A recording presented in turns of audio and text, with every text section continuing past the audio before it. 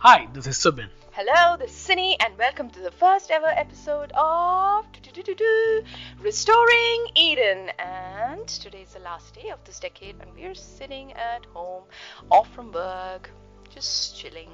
And we've decided to go online and share with you some of the things that changed in our lives in the last one decade and what God's been doing for us, in us, and with us. I think the last 10 years has been way out of my imagination. I left a job, went for higher studies, graduated, got a new job, got married. It was an arranged marriage. We are Indians. We found each other on matrimony websites, got talking, and found out that God had arranged the marriage. Then moved to Germany, settled here, found a new job, a new life, new neighbors, new neighborhood. Yeah, it's been a long 10 years. So, in the last few days, we've been doing things for Christmas and we've still got our tree up. I'm not bringing it down, no. It's going to stay till the 7th of Jan. And so, this year we've got tiny little cars hanging off our tree, and because we have a 2-year-old who finds that dinosaurs, chameleons, and all sorts of creatures belong on the tree. I saw a polar bear too. Yeah, there was a polar bear too. So now, but the point is the Christmas celebration has come to an end, but we are very grateful that the work that Christ has done for us through all of this has been amazing, and it doesn't come to an end, and that is why we can sit today in the grace of God, just enjoying all of this. So why restoring Eden is the question, and I think my husband can explain. Restoring Eden is a vision that God put on our hearts around the time we got married. The whole idea was an inspiration from C.S. Lewis's space trilogy second book, Perelandra. In this book, there is a new man and a new woman, a new Adam and a new Eve. But they are people who've been born after Christ had been sacrificed, and therefore they are recipients of grace.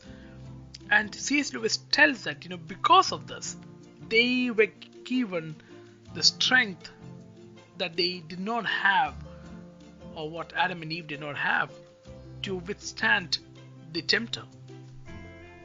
I got thinking and I thought, okay, I love the story. I really want somewhere I could implement it.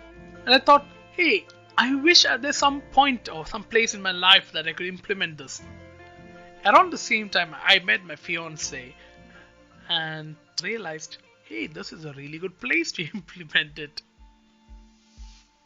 Oh yes, it's a very good place to start implementing a concept like this. So when we spoke to each other about this, or when he introduced this concept to me, it immediately made sense to me on what marriage means and what God intends through marriage, and this beautiful image of a man and a woman coming together, made new in Christ, restoring a new Eden. Yeah, not a fully restored Eden. It's a glimpse, it's a small foreshadowing of a fully restored Eden that we all expect, where Christ is in the center, like John the Apostle writes it in the book of Revelation. I think it was on the TGC's website.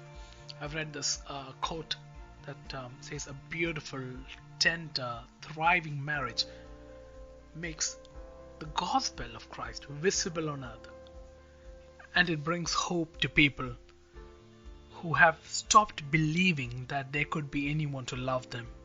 So this podcast is not about perfection and how we victoriously battle out every fight or resolve issues and conflicts.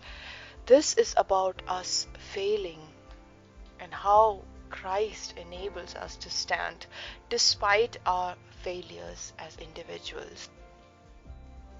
Restoring Eden is not about us, it is about Christ revealing His glory through our broken lives, showing His majesty, showing His work through lives that could not have been restored in any other possible way that I can think of.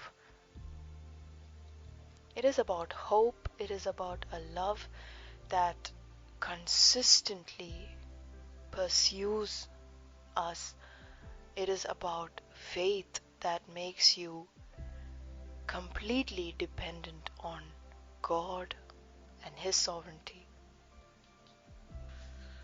So we invite you to join us on this ride where God is leading us. Thank you guys for listening to the first episode of Restoring Eden. See you all next week. Bye! Do connect with us on Twitter with the handle Restoring Eden DE and on Instagram and Facebook with the handle restoringeden.de.